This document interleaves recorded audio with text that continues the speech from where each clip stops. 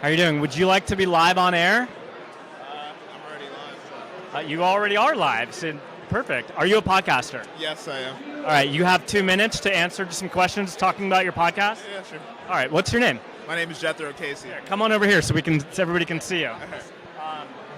Jethro, yes? Yeah. Tell me the name of your podcast.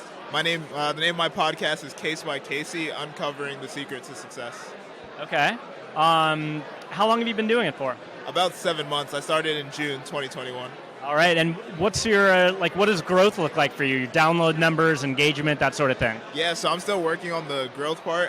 Really just like trying to figure it out, and that's why I'm here to understand what it means. But right now, I think I'm at total for 7 months, like 300 downloads. So trying to just get that to 1,000, and then just keep growing by that. Yeah, we'll keep with. I mean, the first part of it can be kind of like a slow curve in terms of growth, but once you can reach the audience that wants to consume your topic, like you really start to see things explode. So far, and I know you haven't really been doing it all that long, but if there's anything you can say that's been your greatest achievement, or maybe the biggest lesson that you had in terms of creating and growing your podcast, what has it been?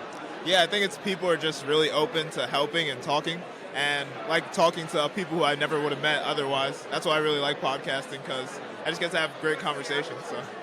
Awesome. What do you think about this assertion that I have here that you have to be rich to make it in podcasting? I think you do need money and you need to be willing to invest. I'm not sure if rich is the right word, but I think you definitely need to be able to be willing to invest. Like there's a few people saying that I don't have the money to invest, and I think it's not that they don't have the money, they just don't view the podcast as something worth investing in. So yeah, awesome. I think for me, because I'm also a podcast host and a producer, when I started out, I was like pretty much doing everything on my own and spending, a lot of time with the editing, and then kind of realized I needed to probably get some help doing that. And I also have coaching as part of my PodTask, which is the name of the software application that I wrote. It's a subscription-based service that, one of the subscription levels has coaching, if that's something you might want to be interested in. It's like a month-to-month plan. You can cancel it at any time, but check it out. We use it like in my podcast production with my podcast as well as the one that I produce, and it's been extremely valuable. We've got a whole guest membership database there. Love to get you listed so people could find you.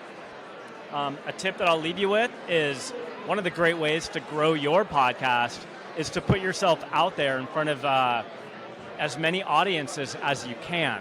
And so it's got a podcast pitching, and this is on my free tier.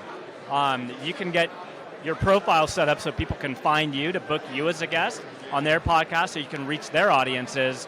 And then one of the paid plans that I have is this podcast pitching, where you can actually go to a database of like 2 million podcasts and pitch yourself to be a guest on their show. And that's a really strategic area for growth. And so anyway, I really appreciate you stopping by. And like I said,